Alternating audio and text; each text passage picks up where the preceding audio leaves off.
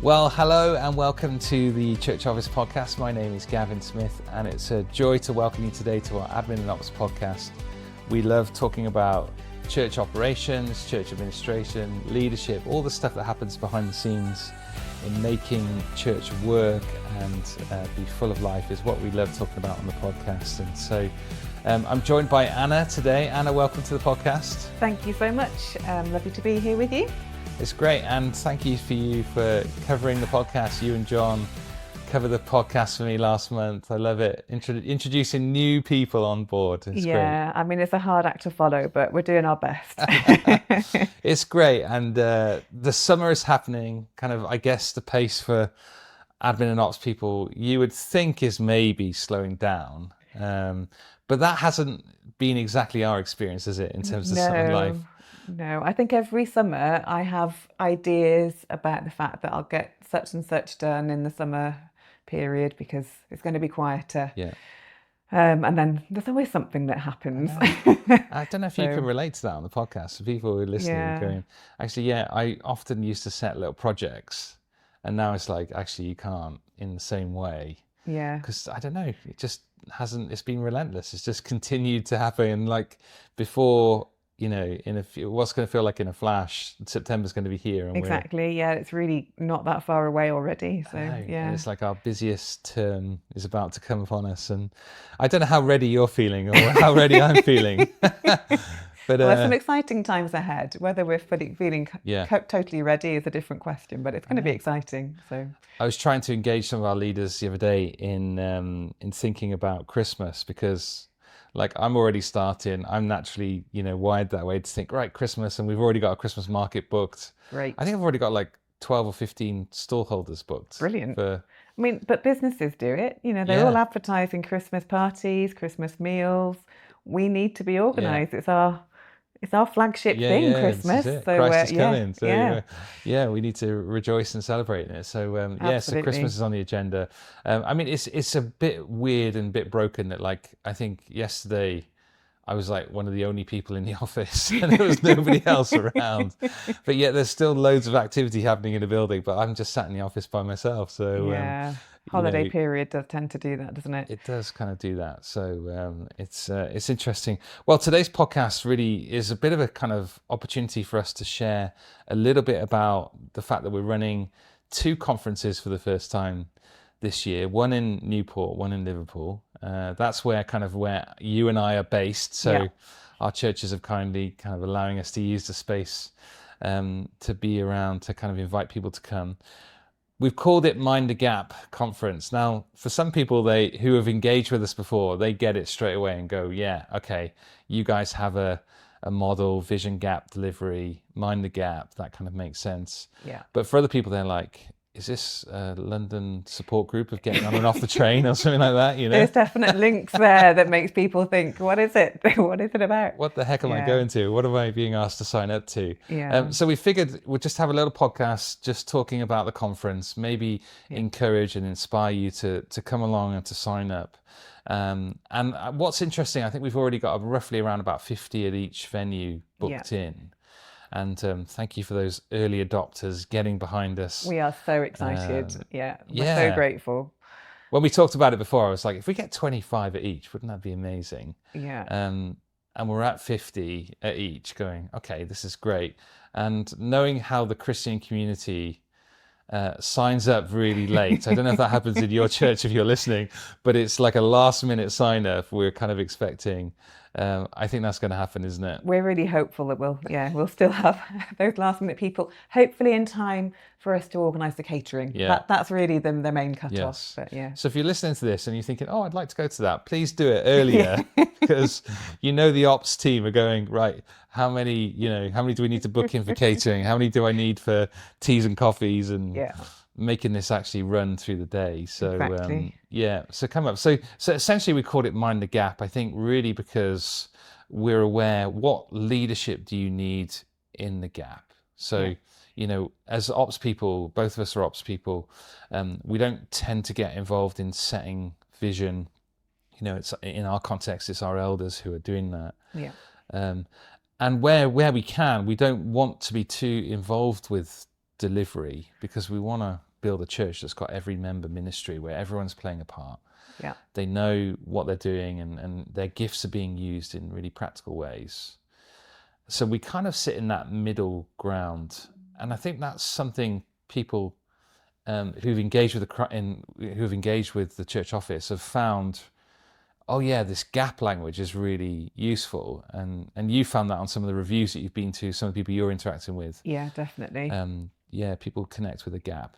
Yeah, just that kind of idea of there being a gap, I think is helpful often for people to think through and acknowledge that exists, and then to actually function in that space. Yeah. And we talk about bridges and building bridges across those gaps, and we've kind of got 8 key areas that we talk about, so things that you do, probably ops people do day in, day out: finance, policy, good governance, getting right, working with volunteer teams, working with leaders, and all of that work happens in the middle that enables delivery to happen. And we sort of kind of span that gap. And part of the conference is thinking about what's life like in the gap. I think that's one of the things we kind of talked about, wasn't it? Yeah. And actually you're going to come and meet people who are similar roles and understand what it feels like, and we're going to kind of connect on that basis, I think. And then you're going to do something on roles and sort of, skills that you need in the gap, particularly. Yeah, because I think existing in that middle ground does take thought to make sure that we are functioning well and helping other people to function well. And you can sometimes be caught between people who may be more senior leaders, so in our context, kind of elders, and then people who maybe are volunteers, or people who are other members of staff who are in a different role, and you're kind of in between, and the skills you need to navigate that well, to execute your responsibilities well, but also to help other people to execute their responsibilities well, and to manage that in a way which allows the church to thrive, does take some thought, does take some navigation of how we're going to make this work really well. So some of that's going to be looked at. So we want to look at that. We want to look at the space in the gap. We want to look at kind of knowledge bits, and then these skills that we need in the gap, and how can we upskill people in those areas. Really looking forward to that. It's not just on an ops level as well. There's a lot of those, because what we've noticed with the sign-ups we've had so far for the conference is it is a mix of people, because the existing in the gap isn't just for ops people. Lots of other people in church life do have to function in or with people in that gap. So some of those skills are things which will be relatable across different roles. So it's not just all about ops either. It's about actually just kind of navigating that well for all the different people who are involved in church life. That's a really good point, isn't it? Because we have had like vicars and senior leaders signing up. We've got a bunch of those. We've also got a bunch of Christian organisation, like middle managers who are working in Christian charities sign up. We've got trustees, lay elders, we've got ops people, admin staff. So you're right, that the span of those working across the gap is quite significant. And you could be a senior leader who is having to do stuff in the gap because you don't have anyone in that space. Totally. And so, there is an opportunity for you in some of the, the theological training to do that real practical on, skills kind of training, leadership in this gap. What do we need? So we're hoping that we can kind of, pick up some of those themes. Particularly in Newport then, let's focus there, because we've had to kind of, doing a kind of, north and south kind of conference. Not everyone's available for both. It's a big commitment to come to both. So we've got a bit of a mixture of things, and we're hoping that we can pull this content together and make it available for everyone who comes to the conference. So in Newport then, we've invited a number of people just to think, right, well, what are some of the areas that people would really benefit from? And HR is something that comes up time and time again with churches, isn't it? And I think it's increasingly coming up because employment law changes that have been coming in over the last couple of years and are still coming in create a need for HR to be managed really well. So HR is a big HR's a big thing. Big Yeah. thing. So a friend of ours, Lizzie at Reach Ministries, who runs a HR consultancy service, she's coming to do something and going to do a workshop on that. Gavin Courtney from Church Street is coming, and I basically said to him, mate, what do you want to talk about? What are you passionate about? What can you serve us with? And he's going to do something on sort of understanding ourselves and working with people better. And I think he's done some stuff with Patrick Lencioni around sort of working genius. And I think he's going to do a session exploring that. And I'm quite excited to kind of see what he's going to produce and what that's going to look like. And just have the team at Church Street with us who kindly sponsor the podcast, who have just been so brilliant in their support to us. We're really grateful to have them on site, which is kind of exciting. Yeah. And then we've kind of linked up, haven't we, a lot with Matt Waldock and Sean Robinson, who are involved in kind of gospel coaching. We've had some training through that, and it's been, just superb. And they're going to come on site. And I think one of the skills that we've talked about in the Gap is just needing to coach people, whether it be staff or volunteers, getting the best out of people. So we've got a bit of a focus on the seminars in that, and they're going to be with us both in Liverpool and in Newport, which is kind of cool to have those guys with us. Yeah, definitely. We've really benefited skills-wise and experience-wise from what they've been able to share with us. And we know that their offering is going to be really valuable to others. So that's really exciting too. So so that's going to be great. And then I'm on next then, leading with influence, which is kind of like I've been reading around this subject for the last kind of 6 months and trying to pull something together that I think will serve, and just trying to think about the kind of different tensions that exist, with, so we're responsible. You can feel responsible for something, but not have the full authority to deliver it. Yeah.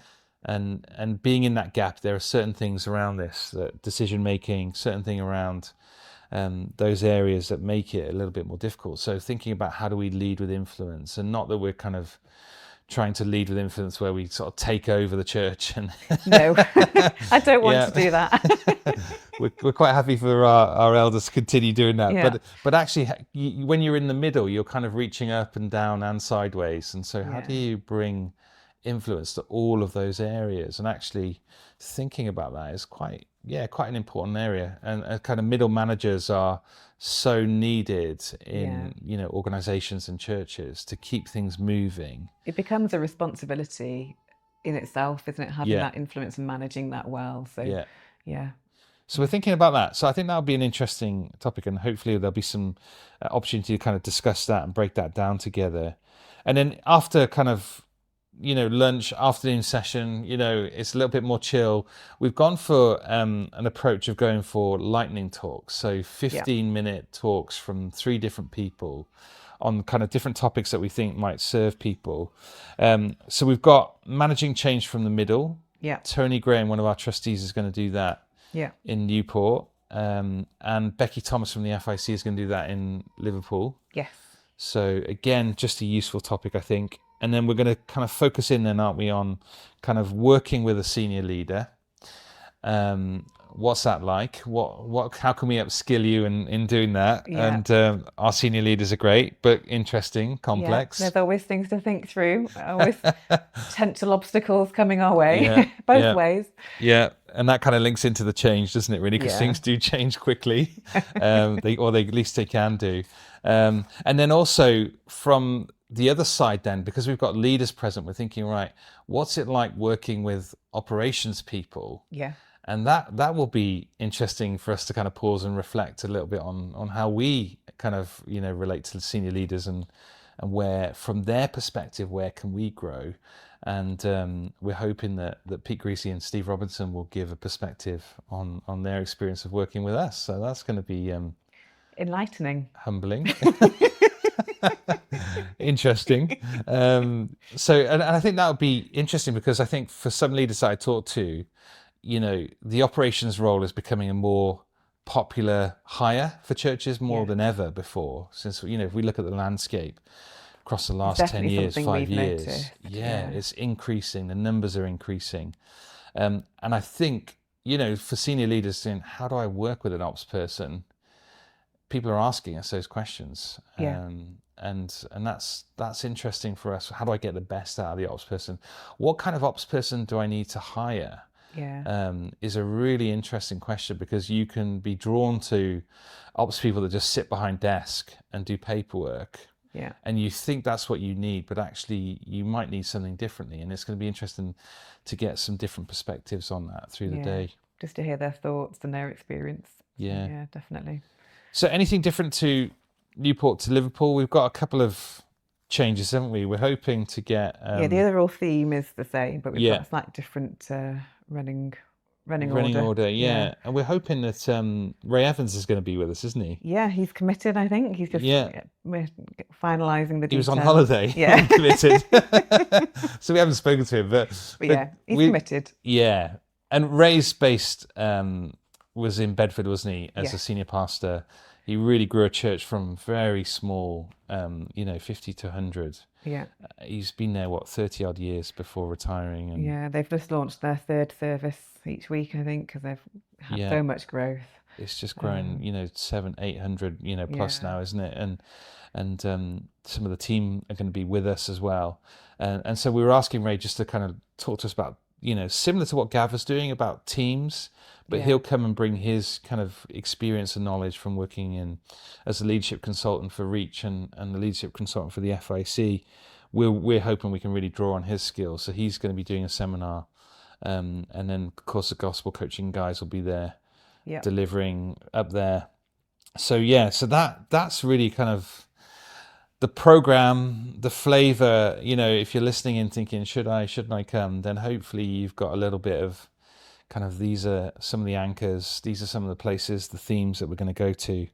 The pressure's on us now to deliver a good conference. That's it. It's something we're really excited about, but also slightly apprehensive in the sense of, can we do this in a way which means people leave encouraged and motivated, and that's our heart behind this, is actually people leave having received something which is useful and practical, but also just allows people to refocus on, actually, we're doing this for the gospel, and how can what we're looking at in that day help that to be more effective and be more impactful. So that's our prayer and motivation. So when we're having those moments of, oh gosh, I'll be able to pull this together, we know that God's in it as well.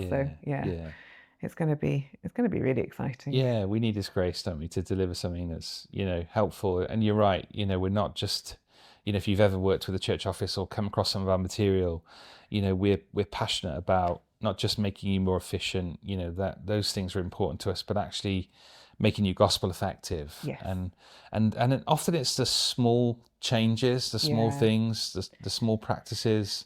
We want to think a little bit about culture on the day, because that really makes a difference. And actually people who are in the gap can really influence culture a lot. And I think we want to think around those areas. What difference could you make in going back to your church with some of the content that you've heard and being able to apply that straight away? So we want there to be that kind of practical edge, don't we? That not just the big picture, but actually, go home with skills about critical thinking, or go home and think about, how do you communicate? How do you communicate more effectively?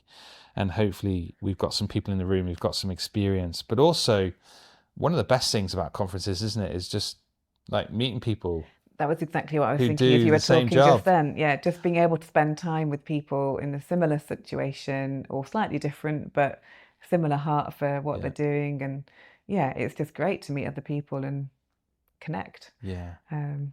Often for me, I'll definitely spend a portion of my week predominantly working on my own. So actually it's great to meet other people.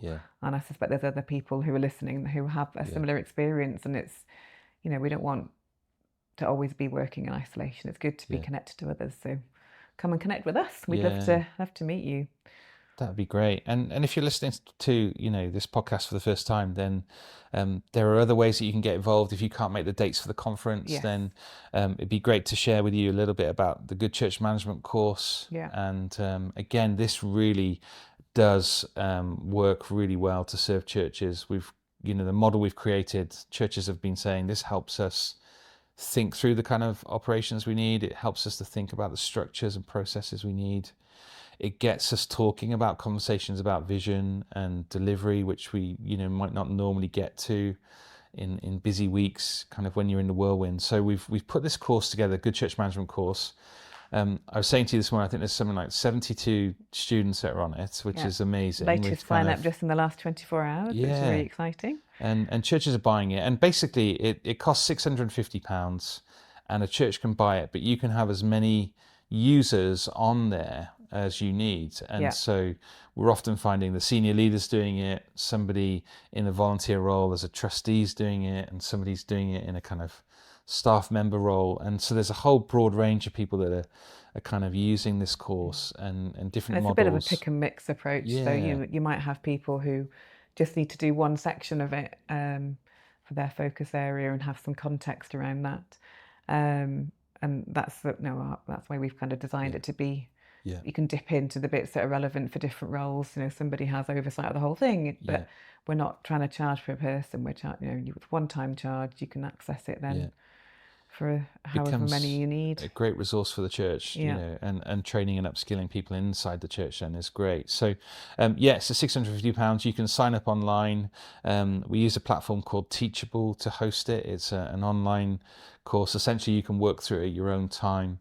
And there's probably 6.5 to 7 hours of videos. There's workbooks. There's questions, points for you to reflect on your own communication, say as an example, but also how do you as a church communicate, and how well do you do that. So there's points where you can kind of pause and go, actually I should draw the team in on this and talk about this area a bit more. And there's some workbooks that will help facilitate all of that online. And then in the further resources section, Anna and I have been involved in operations for a long time, serving in our churches. So we've tried to then go, right, where are all the best places that we've drawn and learned from, and trying to signpost you as well. So if you've got a particular interest area in finance, then where else is there really good material that can encourage and equip you and help you?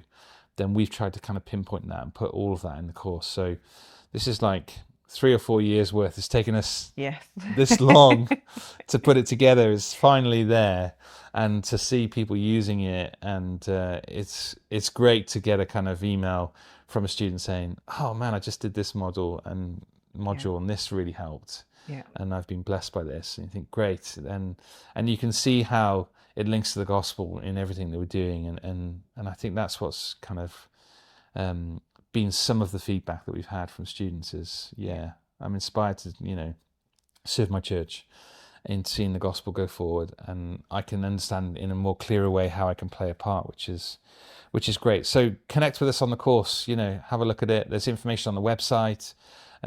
You can email into us, and we'd be more than happy to set up a Zoom, maybe to chat to you or your senior leader or the PCC or somebody who's needs to sign it off, and we'd love to be able to do that. Church Assistant is something that's growing, isn't it? Yes. And tell us a little bit about that service for someone who's listening for the first time, Anna. Church Assistant is relatively new as a service we're providing, but effectively it's a very flexible service that we offer.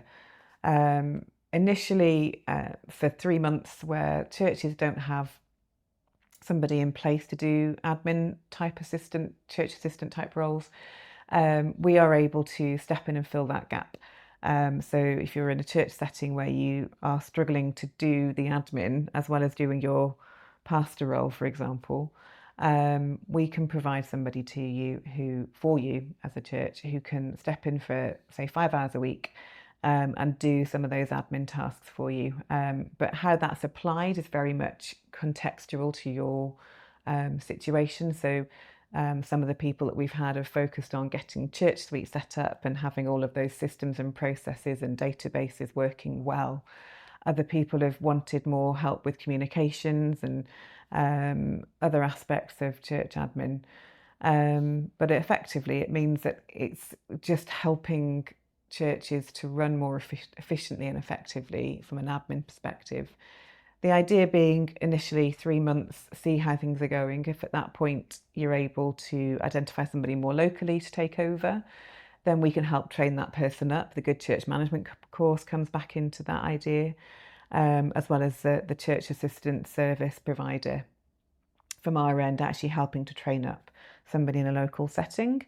But if there isn't somebody able to take over from a local perspective, we're also open to having a longer term agreement where we have somebody that's going to help with the church admin for a longer period of time. And the feedback we've had so far has been, very positive. It's been life-changing for one person who's emailed this week.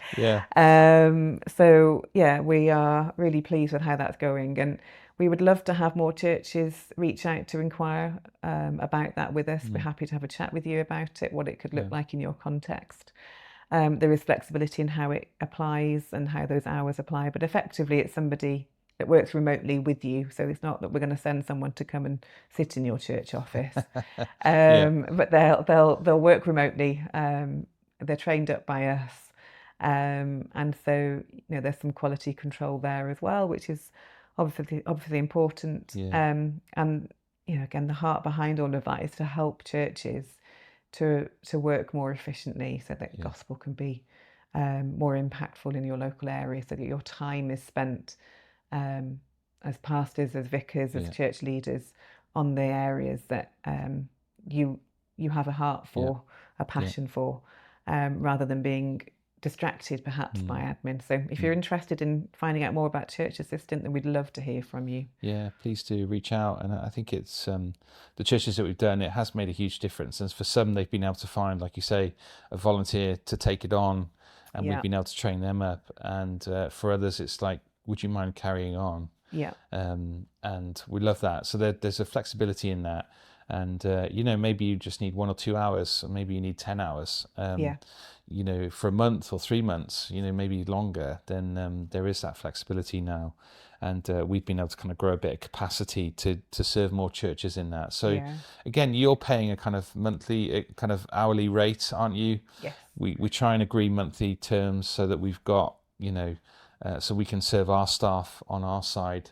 But yeah, effectively then you don't have to employ them, you don't have to take care of any responsibility for their tax and all those things. We'll do that centrally, and we just deploy them to you to serve you. And we've priced it in a way which hopefully is meaning it's affordable for local church context as well. We're not trying to fleece churches in this respect. It's a service, we have to cover costs and honour staff and things, but it's not priced in a way which should be unaffordable for most contexts. So, and I think it's a good point to kind of pause at some points and go, right, have we got the right admin support we need for the church? And I think there are points where if you move from 50 to 100, suddenly it changes, where you've had volunteers doing some parts of it or trying to carry the burden, where you actually just need some dedicated time. You've got an inbox, you've got a website, you've got people contacting you, you've got teams that you just need to communicate with. That actually, for a leader to have that additional support would make a real difference. So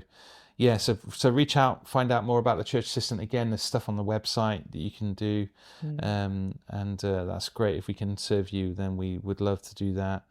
Again, we're constantly kind of updating templates, aren't we? We're updating policies online.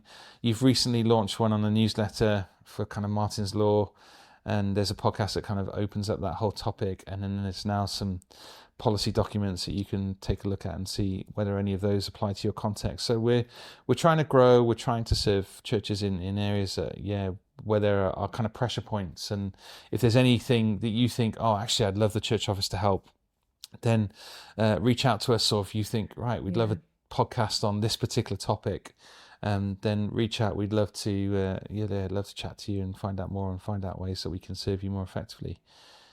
Is there anything else we should cover today on today's podcast? I think that's a good overview of where we're at and what we're doing. So great. And if you'd like to give in any way towards the church office, if you'd like to support us financially in all the kind of resources that we're producing, then there's an easy way to give online. And it's not something we talk a lot about in terms of giving money to the church office. But if you'd like to start, or you'd like to give in a monthly amount or a one-off gift, then that would be fantastic. And you can do that again through the church office website. I think that covers everything. If you've got any inquiries about the conference, please do get in touch. Mega excited about this. Yeah. First time we're doing it, so lots to learn. And come and be a guinea pig with us. Come and see if we've got anything that we can say that might be useful. Absolutely. And for those who are coming, then do please pray for us that, we really just, God helps us prep, but also God would speak to us through the conference to help equip churches in this whole area of ministry behind the scenes. So thank you so much for listening to the podcast. Thank you to our sponsors, Church Street and Gavin and the team and all that they're doing, getting behind. Really looking forward to having Gavin with us at the conference. And enjoy your summer. I hope you have some rest and some break. And get ready for this next busy term ahead from September to December. It's going to be a slog, but we're going to find grace that we need to do all that God's called us to. So we'll see you again next time on the podcast. All right, goodbye everyone. Goodbye.